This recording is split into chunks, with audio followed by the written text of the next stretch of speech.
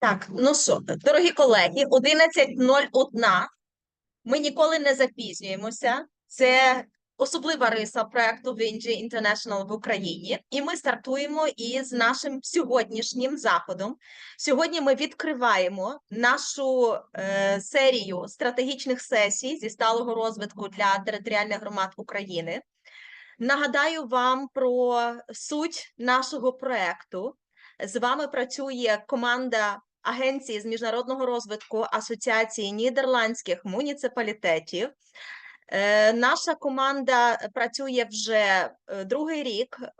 Ми розпочали другу фазу реалізації проєкту підтримки відновлення та реконструкції громад в Україні. Працюємо спільно з Асоціацією міст України і за фінансової підтримки Міністерства закордонних справ Нідерландів. Дорогі колеги, суть наших стратегічних сесій зі сталого розвитку – це проведення спеціальних навчань для посадовців органів місцевого самоврядування в Україні від наших нідерландських партнерів, від різних нідерландських муніципалітетів, які охоче підтримують відновлення в Україні і готові ділитися своїм цінним досвідом з того, як зробити життя українських громад більш досконалим і наблизити його до стандартів життя в країнах Європейського Союзу. Ми дуже раді вітати знову ж таки наших учасників попередньої фази проєкту і наших стратегічних сесій. Ми раді бачити кожного з вас. Ми радо вітаємо голів, начальників військових адміністрацій населених пунктів, ну і безпосередньо тих посадовців, які залучені до реалізації проєкту в напрямках, які стали ключовими для проєкту VNG International на другій фазі в Україні. Це напрямок безпека, захищеність і стійкість. Другий напрямок – це напрямок економічний розвиток і проєктний менеджмент. Ну і третій напрямок – це напрямок, в якому ми сьогодні працюватимемо, напрямок, який ми окреслюємо двома ключовими словами – демократизація та партисипація. Дорогі колеги, дозвольте вам представити, перш ніж ми перейдемо до знайомства із спікеркою сьогоднішнього заходу, також представницю центрального офісу VNG International, яка теж сьогодні працює разом з нами. Звати її пані Анук Келаут. Пані Анук представить центральний офіс VNG International із Гаги. Пані Анук, вам слово. Yes, thank you. Good morning. On behalf of my colleagues here at the VNG office in The Hague, I would like to thank the municipality for Amstelveen for this session, and I really look forward to your presentation. And it's actually the first time that we organize a session together with Amstelveen, and we are really looking forward to the future cooperation with Amstelveen within the project and further seminars and also the upcoming study visits. And of course, also I thank you for our local team in Ukraine for facilitating this session. And of course, to all the present participants, I wish you all a fruitful session. Thank you. Дякуємо, Анук. А, друзі, я також вам нагадую про те, що ви користуєтеся перекладом синхронним, використовуючи в нижній панелі налаштувань спеціальний значок «Глобус». Перейшовши на цей значок і натиснувши на нього, ви можете обрати мову. З нами працюють перекладачі, яким ми вдячні за постійну підтримку. Будь ласка, користуйтеся цим інструментом, безпосереднім синхронним перекладом. Я також заохочую вас до дискусії. Ми працюватимемо в такий спосіб, що 1 година – це буде робота Шерон Снук, нашої спікерки із муніципалітету Амстелвен. А півгодини ми матимемо на жваве обговорення. Я дуже прошу вас, щоб ви не забували ваші запитання, щоб ви їх занотовували, щоб ви їх писали в чаті. Кожне запитання і ваша активність вітається. Крім того, ми дуже дякуємо усім, хто заповнив анкету, тому що анкета дала можливість нам на майбутнє планувати саме ті відповіді на запитання, які будуть вам корисними і найбільш потрібними саме зараз. Так що окреме спасибі вам за анкетування.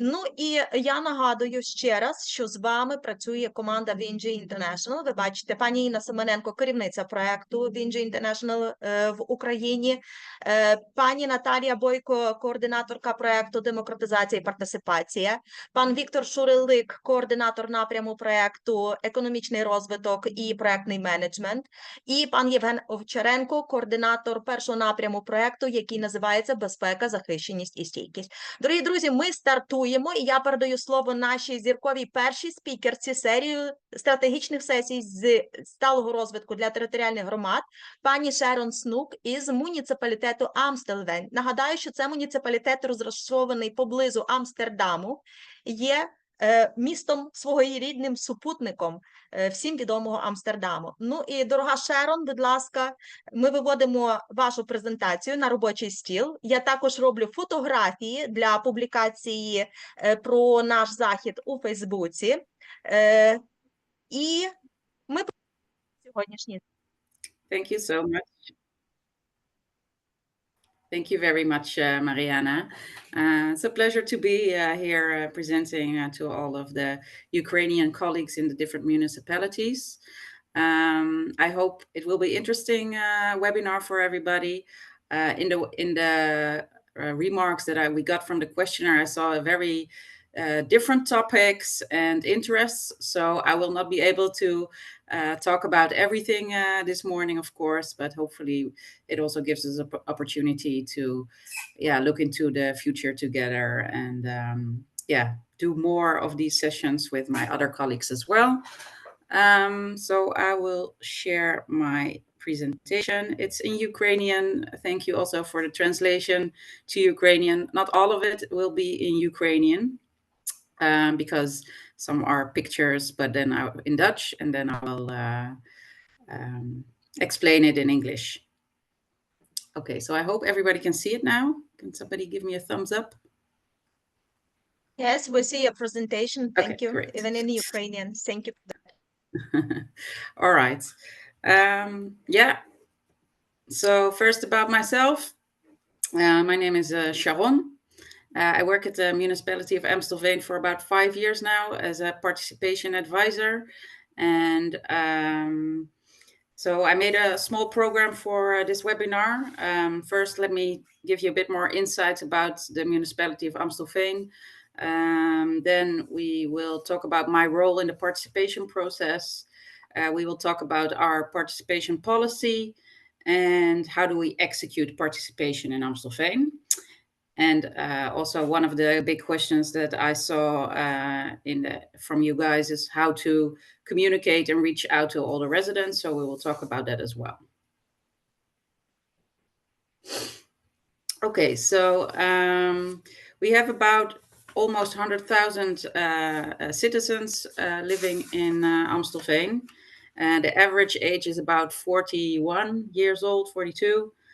We have a lot of citizens with a migration background, momentarily mainly Indian, from India. There are a lot of residents, and those are mixed people. Some people come for a few years, some people stay for longer. And we have about 45,000 households. And from that, we also have a large proportion, 43%, which are single households. And that's for a big part due to the older age in our city. So that's just to give you a small idea about Amstelveen. And as Mariana also said, it's next to Amsterdam, which makes it very popular for people who want some more quiet than in Amsterdam, but want a city close by. Okay, so my role in the participation process is two parts. First of all, I'm the policy advisor, so I write the policies on participation, like the legal part of it. So we have a legal document, how we participate in our municipality, but also like a vision and policy rules. And the other part is mainly as an internal advisor to colleagues and the board to help them make the participation process as smoothly as possible. So how do we do that?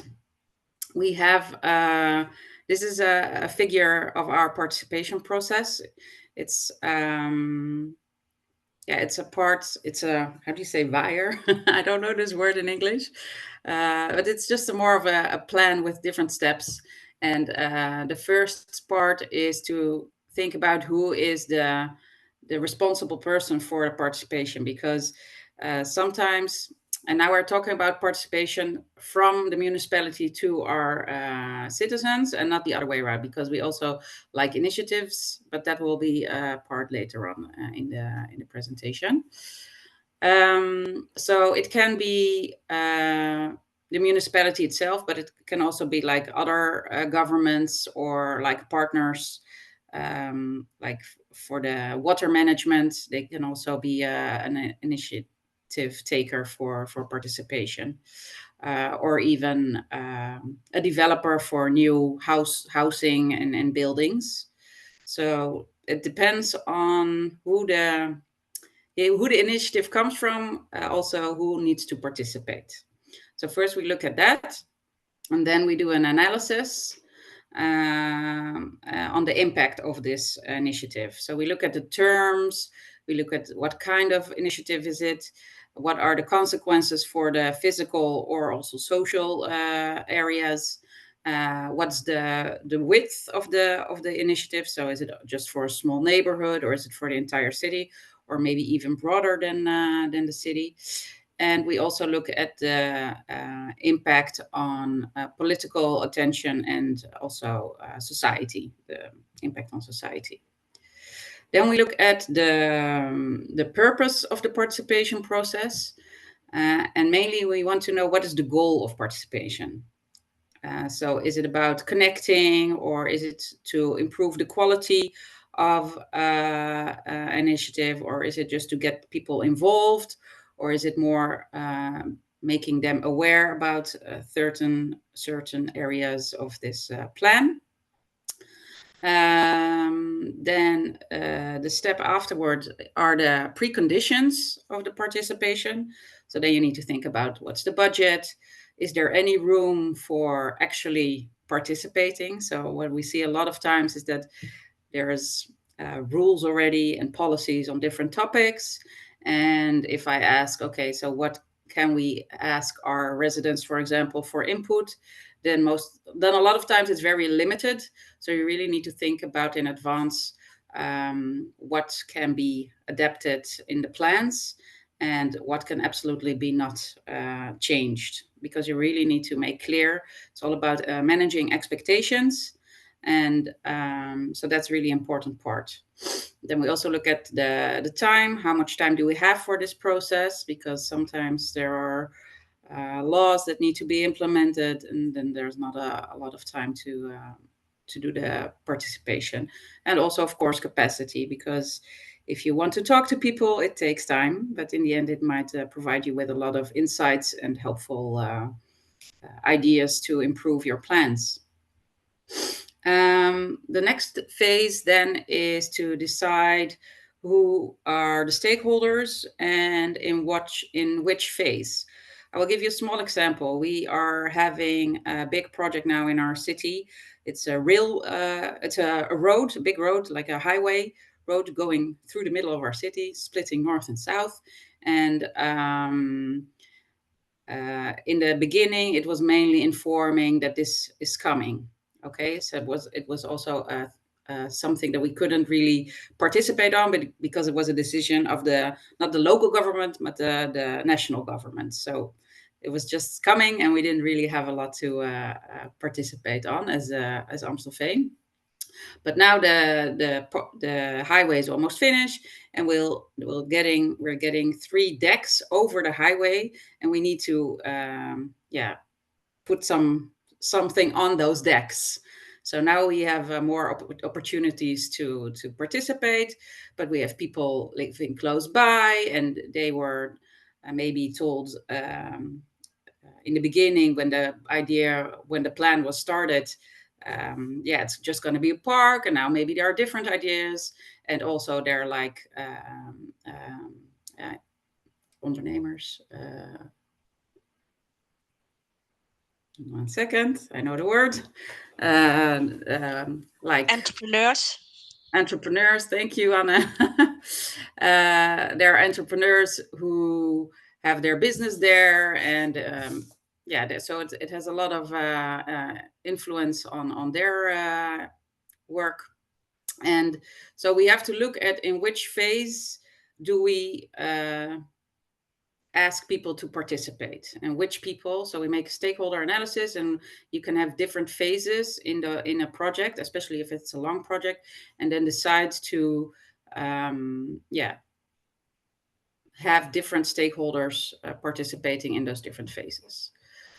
And also then we look at maybe some preferences for what groups want to participate in that way. So for example, if you have a group of experts, because also internally you might want to participate, then you have like maybe an expert session. And if it's citizens with maybe trouble reading or writing, then it's maybe better to do a talk or dialogue. So once we got all through those first 5 steps, then we actually start making a participation plan, and we share it with our board, and in some cases also the council, and we execute the participation part, and we make a report so that everybody can transparently read about what we did and how we did it, and what people brought in as input for our participation plan. And so we have a transparent and clear report on the participation. And then at the end, after everything is finished, we evaluate how the participation went, what was the effect of the input that we got, how satisfied are both the stakeholders and the municipality, and we also try to look at representativity, but which is a difficult one, because in participation you see that there are different types of participation. For example, on policy, it's mainly people who are highly educated that want to participate. And once a project comes more close to execution, and it's really impacting someone's personal living environment, then there's an entire other different group that wants to say something about it. And that's we call it the participation gap. So let me just show you how this might look like. This is a stakeholder analysis for a project for a new school, a new location for a school.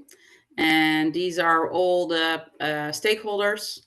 And as you can see, we have 4 squares in this analysis.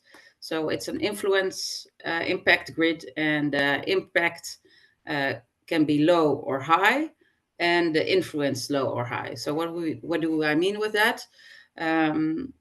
If for the stakeholder the the impact is high, it means that it has a lot of impact on my personal space or personal preferences, and the influence means how much influence do I give the stakeholders, or how much influence do they have? Because that's something that can both be possible. Sometimes there are stakeholders that just have a lot of influence, like for example, partners in your organizations which you work with, or sometimes you decide that you want to give a lot of influence to, let's say, residents or a specific group. Like we have here the Groenraad, which is an advisory board on green. So that's an organ, a participation organ that we have in our municipality that thinks with the municipality about all green areas. So also when we are building a school, we ask them for advice on how we should also think about the greenery when building this new school. So that's also something that I saw in the questionnaire, is how to make like official organs, and so this might be a way to do that. And we also have like an official organ which is demanded by law. It's called the Participation Advisory Board for the Social Domain. And they also advise when asked and by their own initiative about all topics related to, might be seniors, it might be WMO, what do you call it? Like things that people need when they are older, like taxi support for people that can't drive themselves, or Social like support. adjustment. Sorry? Social support for citizens. Social support. Thank you, Anna. Great. Yeah, so that's what we do. And then when we finished the stakeholder analysis, we also do the impact meter. So this is what I told you before. We look at the different topics like safety, the importance of the input of the stakeholder, the importance in general for this initiative, also what kind of social and political attention might it get, is there any hinder from this initiative, and based on what the number here is, we make like 3 levels of participation. So if this is low, if it's below 1, this number, we decide, okay, this is not a very impactful project or initiative or plan, so we can do participation light, for example. And the more it goes up and the higher it comes, we try to do more intensive participation project. So here I have some examples of just documents that we use for a list of stakeholders, and then we say, okay, what is their influence? Do we just do we let them decide on this project, or can they co-create, or is it just advising, or even less? When are we going to inform them about this project and let them participate, and with which tools will we do this? And also an example of a participation report, just for, to make things clear how we do it. So here I have an example of our toolbox. It's a methods of different tools that you can use in participation and work forms, and it's done in a way that it's also used for different phases of a project. So here it's just orientation, here it's more planning and working out the process. Here is it making decisions, and here is it for evaluations, and we also have some special work forms here. And of course, this is not everything there is, but it gives us just different ideas how to use different methods. And we can say if it's online or physical form, and for how many people it is, it's a good form. This is very small, but you will get in. Hopefully I can share it afterwards. And also the levels of participation. So is it just informing, or is it advising, or even deciding? So we have the different levels here. Also the participation goals. Is it becoming aware of a project? Is it to connect? Is it to improve quality? Is it for getting more people involved? What kind of groups are involved? Is it youngsters, seniors, experts, people who are illiterate? And also the scale. And we have like the crosses, and here are the forms. So I'll give you, for example, a nice, a standard idea, one that we have is an inloopavond. It's like a walk-in evening where we present a plan, but in a very informal way. So we most of the time have like foam boards there with some pictures on it about the plan, and people can look and ask the different colleagues of the different topics that are related. They can ask questions. We have een stadsgesprek via loting, which is a city talk through a lottery. So sometimes we have topics that we really want to involve the entire city with. And then we invite people with a letter to join.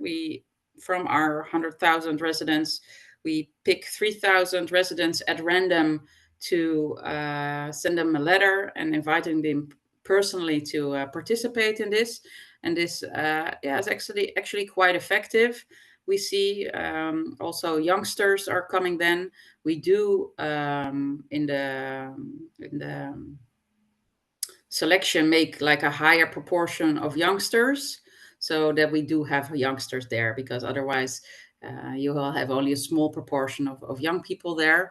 But in this way, we really can influence a bit. That is a more representative part of our city residents that are there. And it's very, very much appreciated by our residents. And we see people coming there for first time saying, oh, I never participated, but this is a really nice way to be involved in plans of our city. And of course, it depends on the topic. Not every topic will be interesting for everybody. Then we have also, of course, questionnaires. The questionnaire can be used in different phases, of course. We have a budget game, which is really cool to use with kids. We use it a lot when we do, for example, redesign of a play garden, and we want kids to be involved. So that's also something you can do. So a lot of tools and methods that you can use for participation. But how to reach all those people? So the methods differ from project to project. We really try to look at what kind of people are living in an area, if it's like a physical location or if it's a policy piece that we want to have people participating on. We use a lot of times our digital platform, which I will show you in a bit.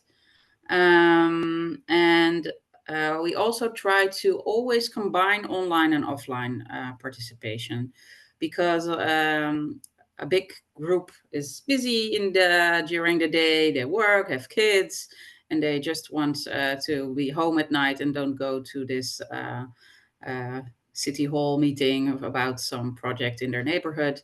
But we then also give them the opportunity to give an opinion online.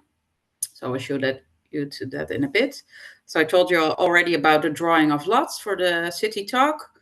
And what we try to do is to continuously evaluate how the participation is going, so that we can learn from it and improve it all the time.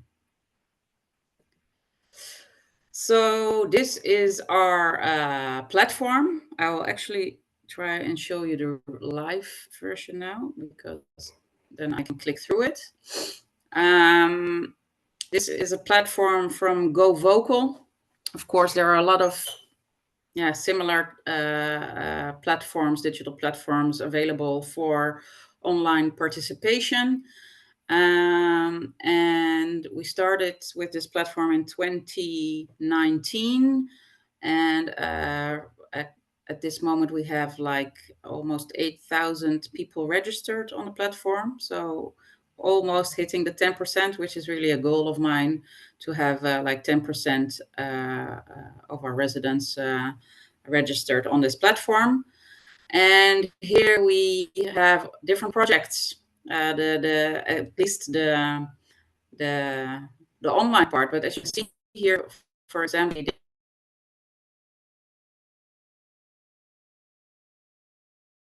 we made a tree plan. I don't know why it's not translated into English right now, because it should have been. Sorry about that. Oh, it's still thinking. Now it's in English. Sorry. So we have different phases. So first of all, we started with a questionnaire about trees, and they were like differing from, okay, what would you prefer? A big tree, not supporting the heat stress in our city, or parking space. So we give them dilemmas and ask questions, so we get a bit of an idea. Then phase 2 is we're looking into those answers, and in phase 3 we really look into the answers that we give, and we give them back on the results. And also we make a participation report, as I mentioned. So here is the participation report. And as you can see, it was also combined with some offline participation. In this case, we did a walk through our city, actually 3 walks, with a tree expert, and people could join and give their opinion also in this in these 3 participation sessions. So it was tree walks, and we have the Green Council, which I mentioned before, and they also give in separate expert sessions their input, and then of course the results of the online questionnaire. And we have a lot of tools within the platform as well. So you can like map questions, you can do pictures. So there's a lot of possibilities with this platform that you can do. And this is something we really enjoy a lot, because it gives one place where people know how to go to for participation, and we can integrate both online and offline participation, and it gives a really transparent way of what did we do, how did we do it, and then there's the decision making by the board and the council. Let me see the time. Okay, so what else? What I wanted to say, right? So how do we invite people for getting into this platform? So we have different ways. When we started in 2019, we decided that we are not going to do like a big campaign and send everybody an invitation to join. We just started small with some projects, and people that are living in a neighborhood for that project were then invited to give their opinion. And so slowly it grew. I also work for another municipality. It's called, the village of Aalsmeer. And there we did the other way around. There we actually started with a big campaign in which we asked people to give ideas for livability, to increase livability in the village. And there was a budget available for people's ideas. And then we really got a big boost of people joining the platform at one time. So there are different ways to approach this. Also in Aalsmeer, the level of participation in the platform is quite high. It only has 30,000 residents, but there are also about 6,000 people registered there. So it's actually a higher percentage than in Amstelveen. And yeah, so we just send letters to people's homes to invite them. We do also do social campaigns, like on social media. So sometimes we use Instagram or Facebook to let people know that there's a project going on. Unfortunately, no TikTok for government is allowed, so we can't use TikTok. But it's a shame on one hand, because a lot of youngsters are on TikTok, and you can really it's a great platform, to get people involved that are not your usual suspects, as we call them, because you also want to know what they think. Actually, we did start just now also a participation group of youngsters in the age of 14 and 18, and also for the younger age group up to 12, we have like a kids council with a kids mayor, and this group changes every year, and we invite every year everybody from the age of the last 2 classes of primary education to be part of our kids council, and we choose one mayor. And this is also a really nice way to have people from a young age already involved in your municipality and in your city, and it's really appreciated by both parents and also the council. And it gives you a different idea about how to think about stuff. So let me talk a bit about initiatives now, because this was all bottom up, but we do also have opportunities, and we actually do want people to initiate initiatives themselves. And for that, we have our initiatives form here, and own idea. And we give them like 90 days to get enough votes for their idea, and they need to get 100 votes in 90 days. And we look at the proposal, what they said, and we go internally and see, okay, is this something that is that can be done or not? And for example, this is a dog playground idea, and it took some time, but as you can see, 2 years ago. But actually, hopefully, we can open it in January. So this is a really nice example of how we take initiatives from our people seriously and try to have them involved. Here's an example for safety of a square in one of our neighborhoods. And with that, we went to look there ourselves together with the alderman, and we made a plan for making the square safer by placing extra bike parking on the sides, so people won't bike onto the square and park their bike there.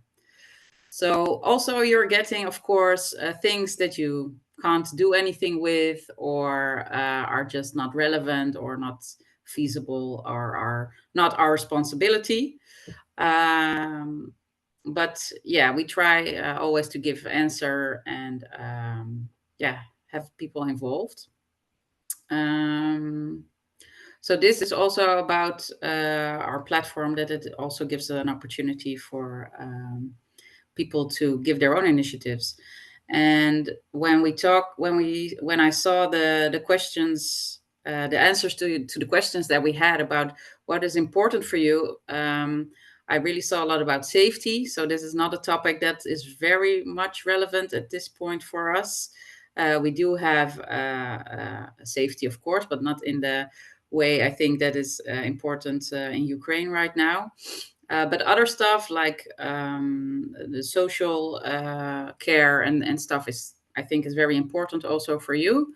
And my colleague Jurian will also introduce more about that on the 5th of December for the group that will be coming to the Netherlands. And we will show, for example, our coffee car. I would like to show you how it looks like. So let me show it to you, because we have used our coffee car in different ways. We use it for participation bottom up, but also for social cohesion projects. Let me check.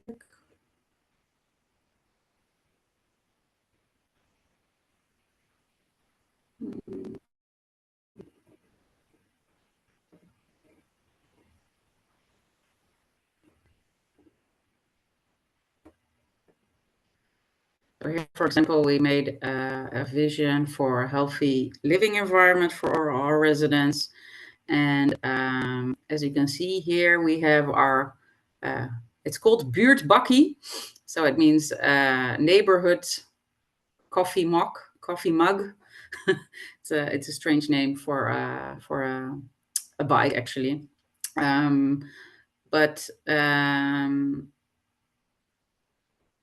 Yeah, we can we use it sometimes to talk to people about what is important for them on a certain topic. So we take the bike and go out on the streets close to, for example, this is close to a small shopping mall where people do their daily groceries.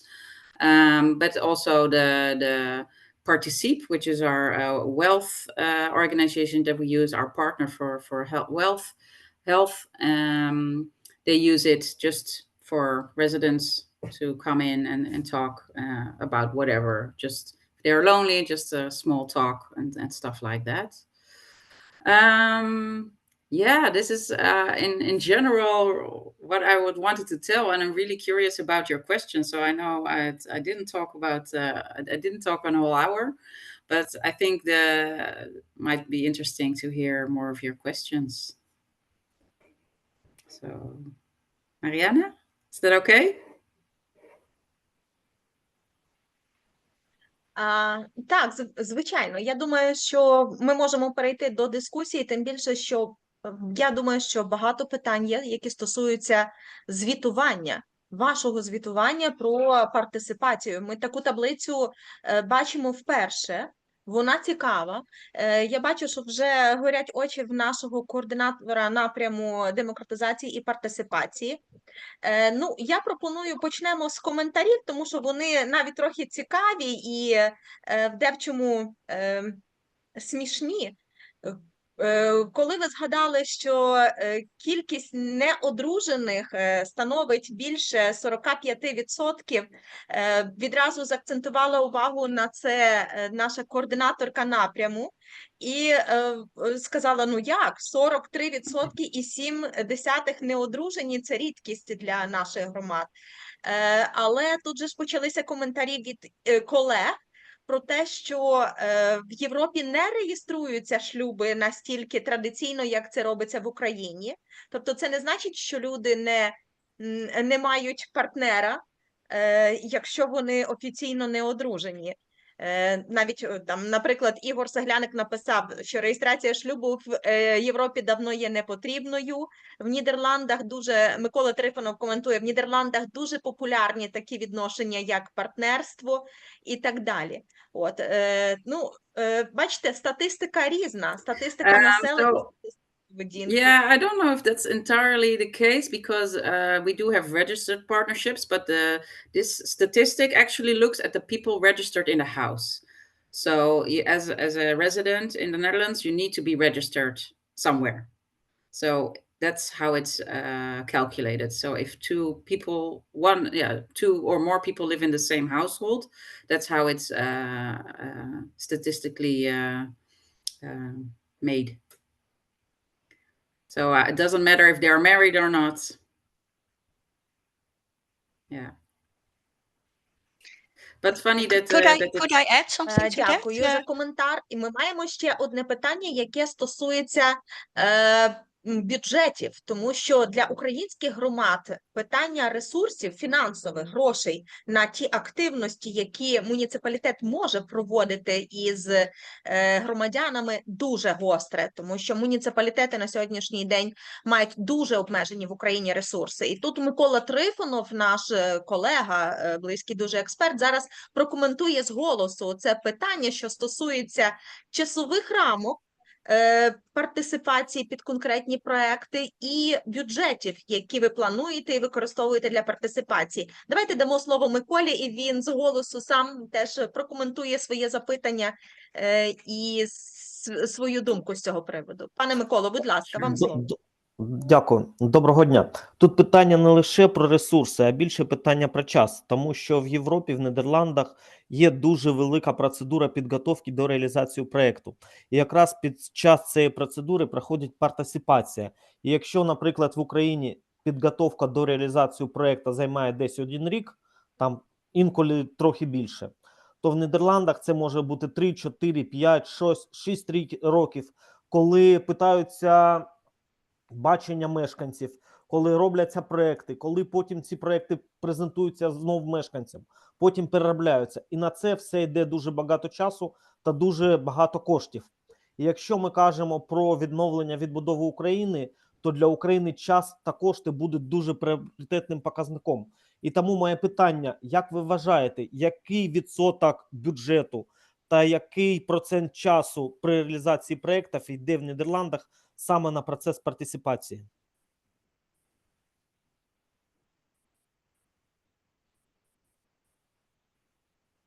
Даємо час на переклад, тому трошки затримка, доки наш перекладач перекладе, і слухаємо коментар.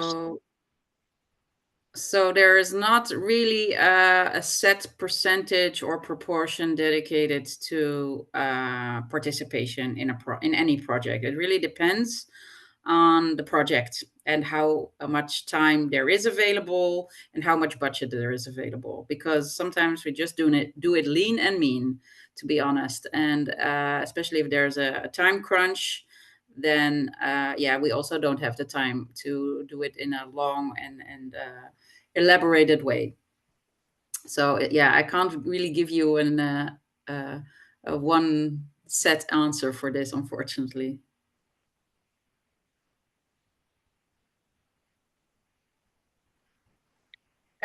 Дякуємо.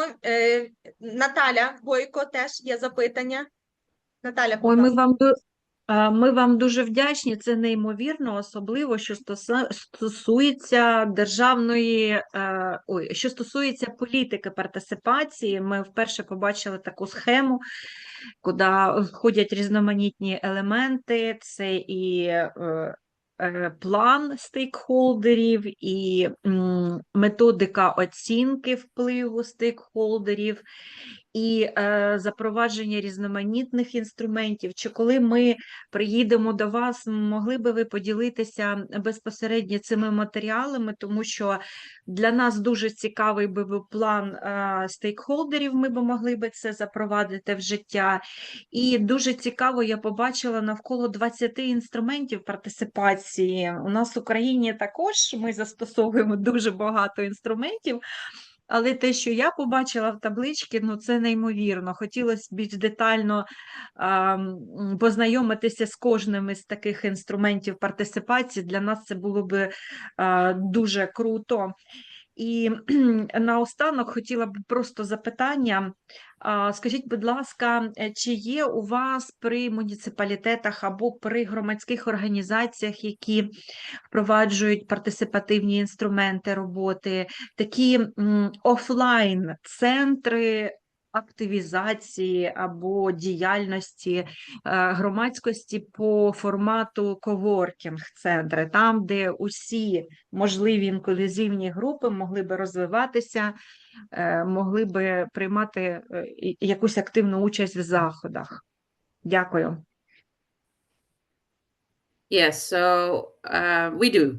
We have different initiatives for that, actually. Actually, my colleague Wendy will also give a webinar in January regarding economic development and a program that we have, which is called ZAI, for new entrepreneurs in our city to give them a good start. So that is a program that we have. We have Particip, which is our partner in they organize activities for in the neighborhoods, in the different neighborhoods for our residents, and that can be something as elderly yoga or little kids gym, like the kids that don't go to school yet in the mornings with their moms. It can differ from neighborhood to neighborhood. So that is a partner organization that we subsidize as well. And we have our volunteer partner, because there are people that want to volunteer for things. And we have a partner for that. They have their own website. And we subsidize that to have people ask for help, so people can put their help question there. And there's also a good cooperation between the volunteer organization and, for example, Particip, the social health organization, so they can exchange needs, and people are available to help, etc.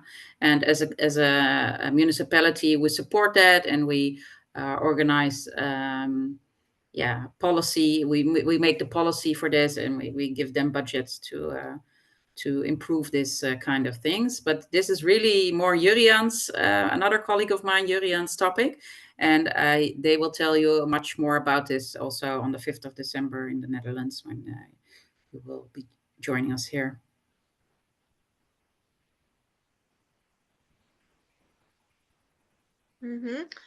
Дякуємо, Шерон, за опис. Ну і питання звучало так: чи зможете ви поділитися цією безпосередньо Excel-таблицею, яку ви використовуєте для звітування? Чи зможете її дати нам, щоб ми її адаптували на українську мову і під свої умови, і запустили в роботу вже в тих громадах, з якими ми працюємо? Так, дякуємо. No problem. Дякуємо. Ну і є ще одне питання нашого учасника. Питання стосується того, ми знаємо, що в муніципалітеті Амстелвен є більше 95 тисяч населення. Запитання таке: скільки працівників працює, яка чисельність працівників муніципалітету?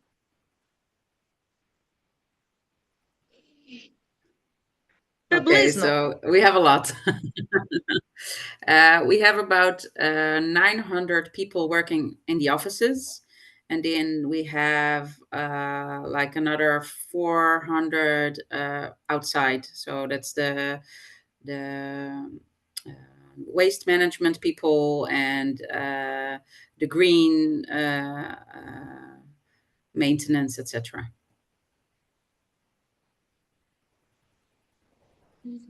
Дякую. Ну і наше традиційне запитання, яке стосується проєктних менеджерів. Як працюють проєктні менеджери в муніципалітеті Амстелвен? Чи кожен відділ і департамент має свою групу проєктних менеджерів? Чи їх багато, чи не багато? Як відбувається оце організація роботи проєктних менеджерів? Тому що ми знаємо, що від них залежить в великій мірі залучення, фінансування на реалізацію проєктів, які ми плануємо. Yeah. Well, it depends really also on the department, because for different departments it differs. In general, we try to work with that's an interesting word. Ambtelijk opdrachtgever. So somebody that provides with the assignment, and that has to be like that. So the board can be giving the assignment, but it has to go through like a manager or somebody that's actually legit for giving an assignment to a project manager. And then the scope of the project will be also need to be put in there. And yeah, so then it's decided. And first, it might be that first there's going to be an analysis internally. Okay, what's the scope and what other departments are involved, etc. And then only the project actually starts. I don't know if this is really the answer to your question. Sharon?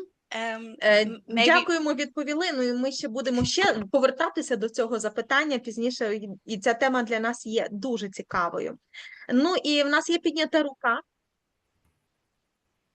Так, давайте дамо слово Анні, потім Микола Трифонов. Пані Анно, будь ласка. Thank you, Marianne. It may be also interesting to tell that there are also a lot of different projects and project management, because we have, of course, this policy projects and municipal projects. For example, for maintenance, the funding is in the municipal budget, but we also have a lot of city development projects which are funded by external initiative businesses, development businesses. And that's a quite a different kind of management, of course. True. But maybe we can. And we also actually started recently with an internal program for project management, so that all the project managers work in the same way. So it's a program that we rolled out throughout the entire organization, which actually needs to help all the project managers to work in more or less the same way.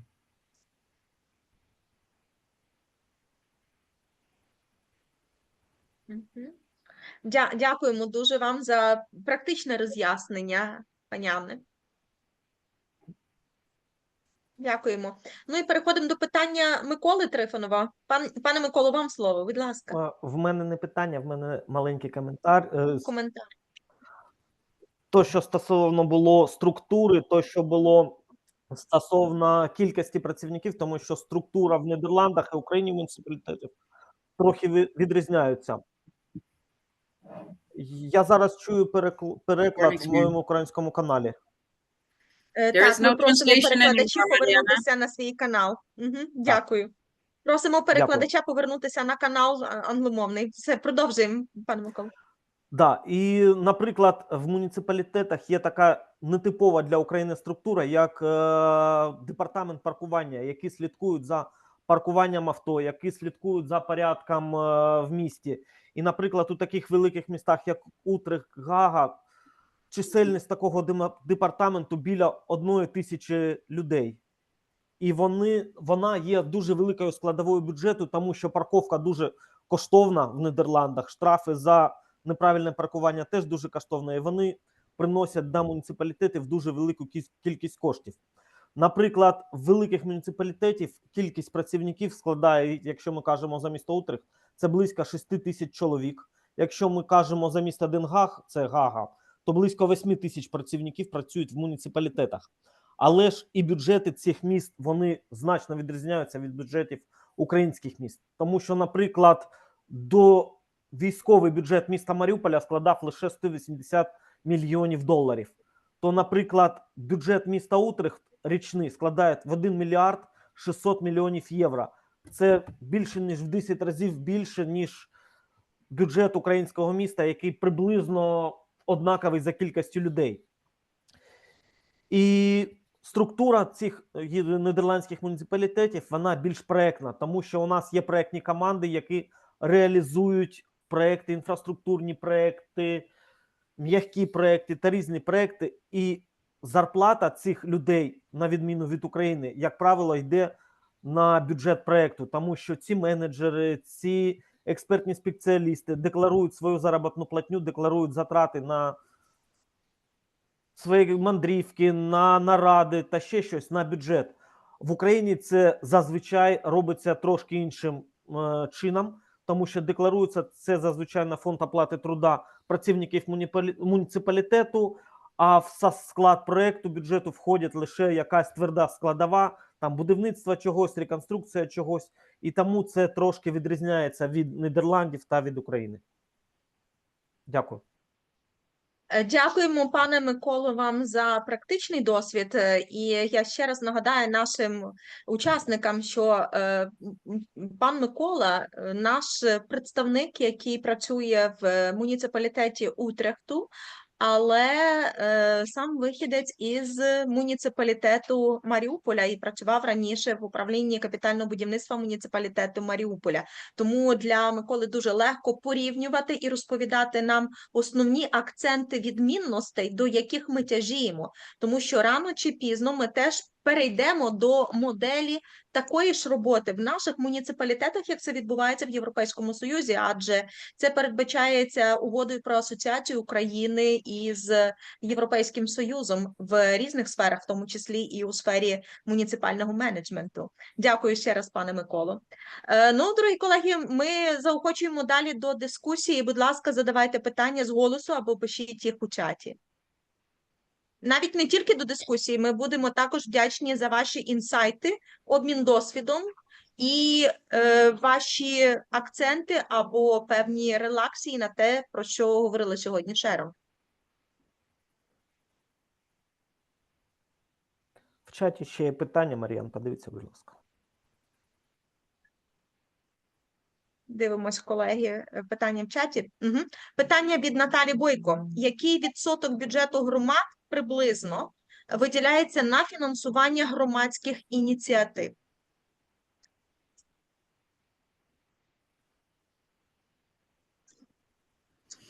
I don't know the percentage. Sorry. Ну, наприклад, якщо ми візьмемо бюджет Амстелвена, можливо, Анна зможе прокоментувати. Якщо ми беремо бюджет Амстелвена, то яку частину ви можете використовувати на реалізацію партисипації, залучення громадськості? Проведення лотерей, про які ви розповідали, I проведення don't know the exact number of the entire budget that we have, but it's a small percentage.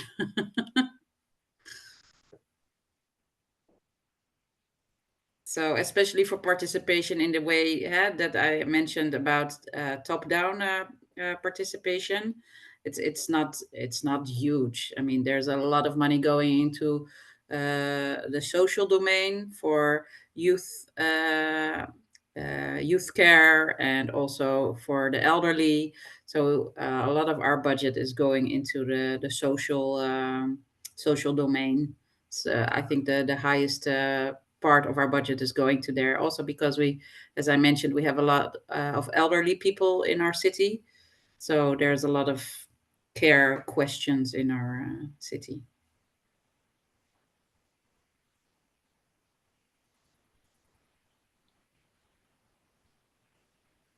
Шерон, у нас ще є одне дуже таке спеціальне питання. Нас цікавить, чи це питання Наталії Бойко, яка працює з проектними менеджерами, з командами проектних менеджерів в наших муніципалітетах. І питання стосується, чи є в муніципалітеті у вас, наприклад, в Амстелвені, механізми стимулювання проектних менеджерів за ті кошти, які вони залучили від різних грантових установ, за грантові кошти, залучені грантові кошти. Мається на увазі механізм матеріального стимулювання, тобто чи впливає на зарплату проектного менеджера його активність і залучення коштів зовнішніх на реалізацію різних проєктів в муніципалітеті від різних грантових інституцій.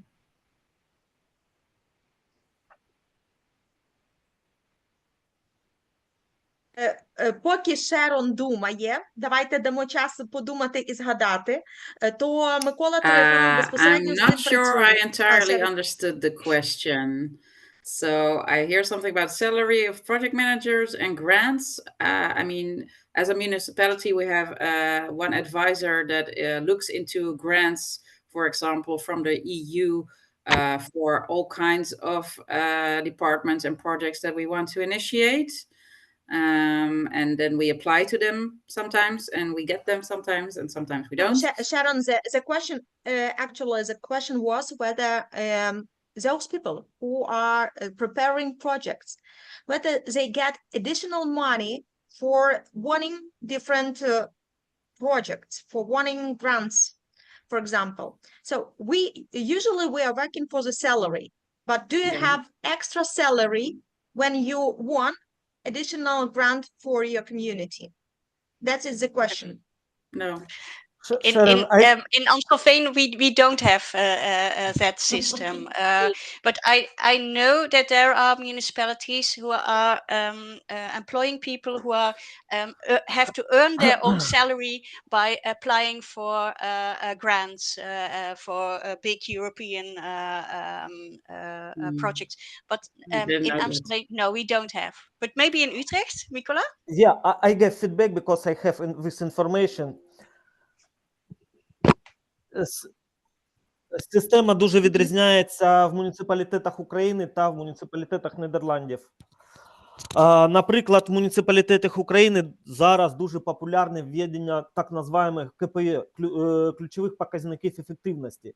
І не лише в муніципалітетах, а й в інших державних установ. В Нідерландах це вже пройдений етап і вже дуже давно від цього відійшли. Сотрудники в муніципалітетах, в усіх муніципалітетах є колективний договір, який розповсюджений по всім Нідерландам, і є шкала оплати праці.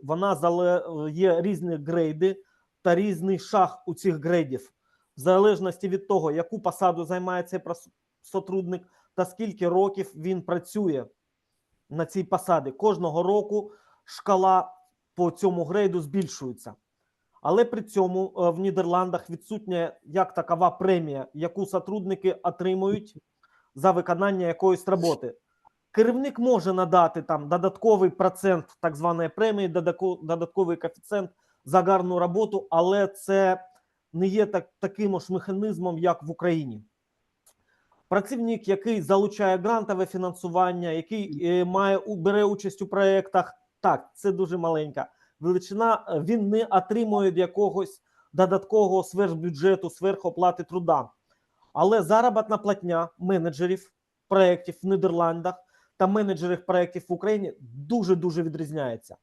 Наприклад, коли ми в Маріуполі починали реалізувати міжнародні проєкти, ми не могли на цю низьку зарплатню знайти фахівців, які будуть за цю низьку зарплатню, яку платять муніципалітети і можуть платити муніципалітети в Україні, працювати в міжнародних проєктах з міжнародним фінансуванням за рахунок міжнародних коштів. Тому що великі міста, такі як Київ, Харків, Львів, просто перекупляли цих менеджерів. І муніципалітети України є лазейка, як можна платити більшу зарплатню, це виводити в комунальне підприємство, в комунальну установу цих менеджерів міжнародних проєктів, цих менеджерів, які займаються грантовими проєктами, і дають вже інший рівень зарплатні. Але в Нідерландах всі працюють в муніципалітеті, є шкала, є так званий грейд, потім шаг в цьому грейді. І це люди кожного місяця отримують свою стабільну зарплатню. В нього немає ніяких показників премії, які залежать від термінів, від бюджету освоєння та інших показників. Він кожного місяця стабільно отримує свою зарплатню. І це пов'язано з тим, щоб не дестимулювати персонал. Тому що в Нідерландах є дуже велика нехватка персоналу, і кваліфікованих фахівців, і працівників, які важко працюють. І тому усі муніципалітети, усі організації в Нідерландах дуже борються за кваліфікованих працівників.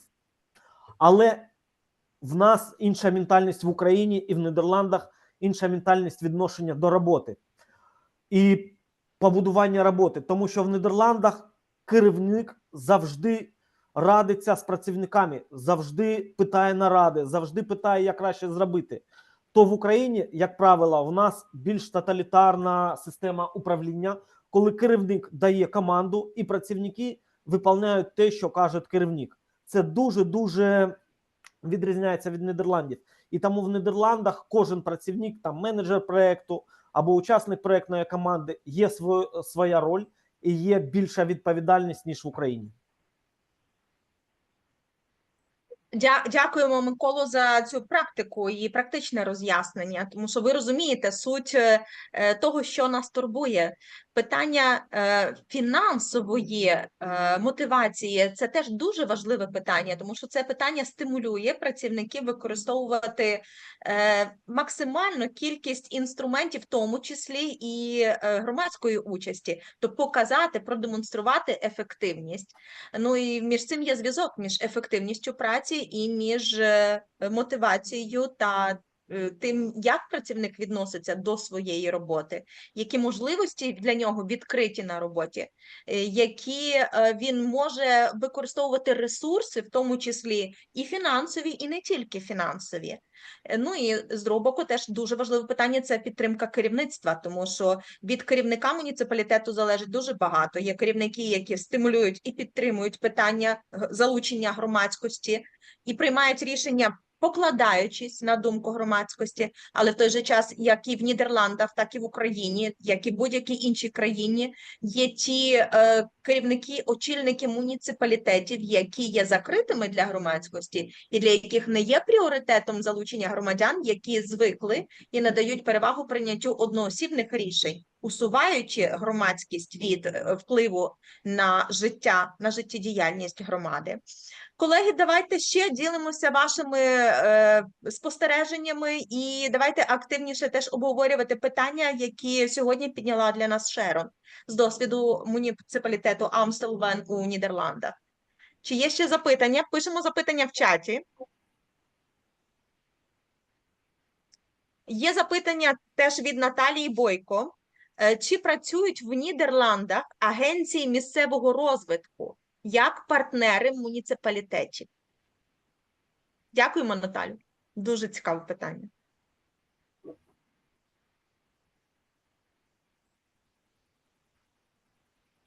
Local agencies? What do you mean with local agencies? Okay. Ми маємо на увазі агенції, які займаються розвитком міста. Зараз в Україні пішов така течія необхідності створення при кожному муніципалітеті окремої агенції. Швидше, ця наша тенденція продиктована необхідністю відновлення і пошуку активного ресурсів на відновлення. І агенції, які зараз створюються в Україні, займаються в першу чергу пошуком ресурсів під реалізацію проєктів з відновлення і стратегічного розвитку всередині громад. Розкажіть, чи є у вас щось таке, як інституція з розвитку, наприклад, муніципалітету Амстелвен? Хто відповідає за міжмуніципальну співпрацю у вас? Як будується міжмуніципальна... Anna, do you know the answer? Yes, we have a department for city development, and within this department there's a team of project managers who are the contact to the Developers. To the developers. There's not a national institution, but it's the way we work a lot within city development. Actually, the municipality itself hardly develops anything by themselves. They almost always work together with External partners. Yes. Some exceptions are school buildings and community centers. So I don't know. Maybe in Utrecht the structure is different, but that's kind Yeah, because we don't have a lot of our own land. So all of the land is owned by private owners in Amstelveen. So it's not our ground. So the private developers to pay the municipality, so they actually indirect pay the project managers. Yeah. Is that the answer to your question? Yeah, I think so. That's why I was a little confused about the question. Дякуємо, відповіли. Ми зрозуміли, що є такі структурні підрозділи у вас теж. І нам ще цікаво теж послухати коментар Миколи Трифонова. Пане Микола, як це відбувається на прикладі Утрехта? Я прокоментую, в Нідерландах нема таких агенцій, як будують зараз в Україні. Завжди в Нідерландах цією роботою займаються муніципалітети. В муніципалітетах є або департаменти, або в менш маленьких якісь відділи, які займаються залученням інвестицій, які займаються розробкою проєктів, які займаються стратегічним плануванням розвитку міста. Але в Нідерландах дуже багато НГО, активних громадських організацій, які займаються деякими напрямками розвитку. Або зелений розвиток, або енергетичний перехід, або ще щось. І вони також можуть отримувати грантове фінансування як Європейського Союзу, так муніципалітету, регіону та інші кошти. І вони також активно долучаються до участі в місцевих проєктах, активно розвивають ці напрямки. Дякуємо вам за коментар, Микола. І Анна теж підняла руку. Анна, будь ласка, теж продовження цієї ж теми.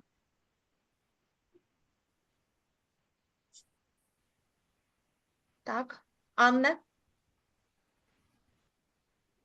No, it's okay. Все добре. No, I think it's very useful that Mikola is here to explain the differences, because I do understand that it works very differently in Ukraine than in the Netherlands. So, yeah. Thank you, Mikola.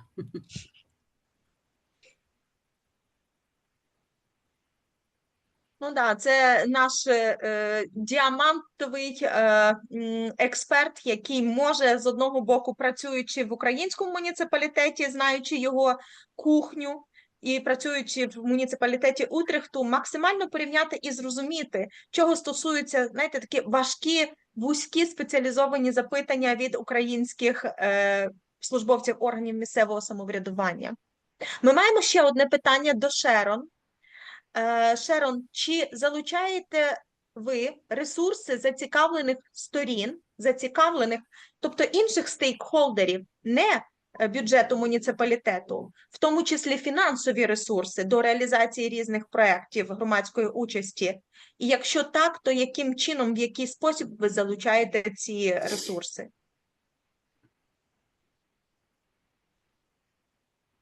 Well, not for participation in the sense of that we want to ask residents for their input on our plans and developments.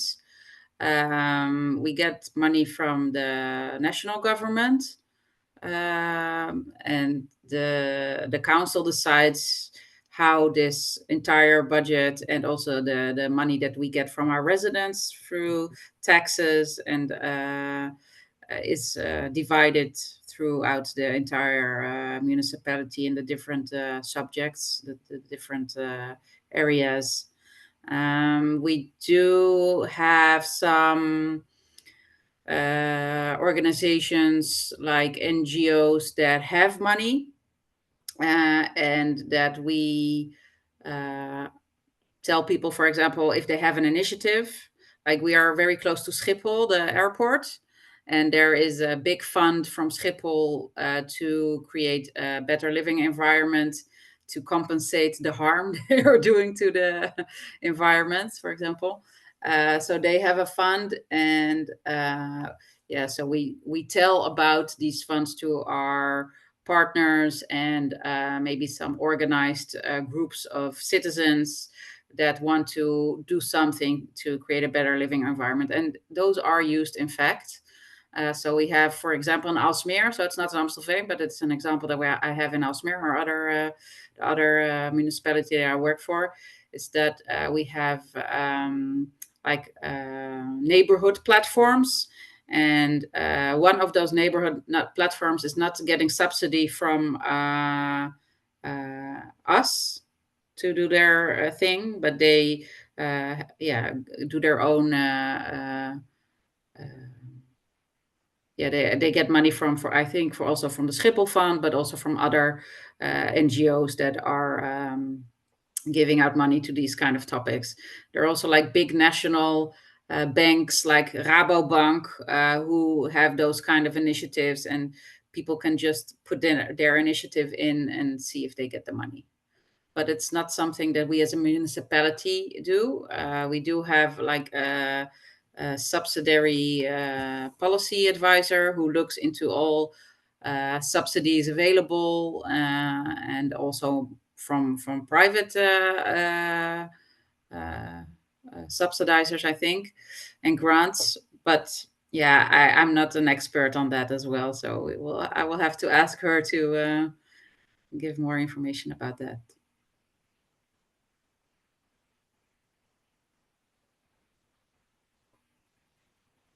В будь-якому випадку ви нам дуже багато розповіли, і ми вам дякуємо, тому що ми вже для себе сформували картину і знаємо, які інші питання ми будемо готові задати пізніше.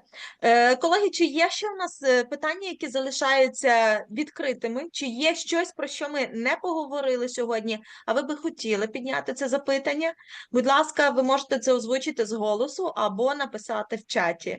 Ми підходимо до логічного завершення і підсумування обговорень, які були проведені під час цього вебінару.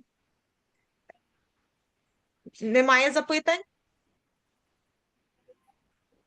Якщо запитань немає, то я хочу від імені всієї команди учасників сьогоднішньої стратегічної сесії зі сталого розвитку для українських муніципалітетів, від імені представників наших українських громад подякувати Шерон і Анне Кейзер за те, що ви нас так гарно сьогодні впровадили в тематику досвіду муніципалітету Амстелвен у сфері залучення громадськості до вирішення питань муніципального значення. Ми дякуємо теж пану Миколі Трифонову за його неоціненні коментарі. Ми дякуємо всім за активність і за участь сьогоднішню. Ми сподіваємося, що вам було цікаво працювати з Шерон. Я прошу вас використати внизу реакції для того, щоб показати свою вдячність Шерон за сьогоднішній вебінар, який вона для нас підготувала і провела як волонтер в підтримку України. Ми будемо з нетерпінням чекати наступних вебінарів від муніципалітету Амстелвен для команди українських муніципалітетів. Ми також хочемо підкреслити, що цей проєкт реалізується спільно з Асоціацією міст України, і з нами працює комунікаційниця Асоціації міст України пані Ксенія Гірчак. Ви будете поінформовані про публікації за результатами наших сесій практичних із сталого розвитку для територіальних громад. А вже завтра, будь ласка, користуйтеся публікацією на офіційній сторінці проєкту VNG International у Фейсбуці. Ми завжди публікуємо для того, щоб ви могли використовувати на ваших персональних сторінках і на офіційних сторінках ваших територіальних громад інформацію про ваш розвиток, про можливості для вашої громади, які здобуті були завдяки вам, завдяки вашій участі, завдяки тому, що ви були відібрані і потрапили до реалізації проєкту Агенції з міжнародного розвитку Асоціації муніципалітетів Нідерландів в Україні. Так що дякуємо нашій нідерландській стороні, нідерландському офісу в особі пані Анну Кілаут, яка сьогодні з нами пропрацювала ці 1,5 години. Так що всім плідної роботи, втілення ідей, які ви сьогодні отримали від Шерон, і до зустрічі за певний період часу. Ми інформуватимемо вас, коли буде наша наступна стратегічна сесія. Відповідно до вашої реєстрації за поданим лінком у запрошенні на сьогоднішній захід. Так що, дорогі колеги, тримаємося разом і всім гарного дня і спокійних майбутніх вихідних. До побачення. Навзаєм. До побачення. Thank you all. Thank you all. Побачення.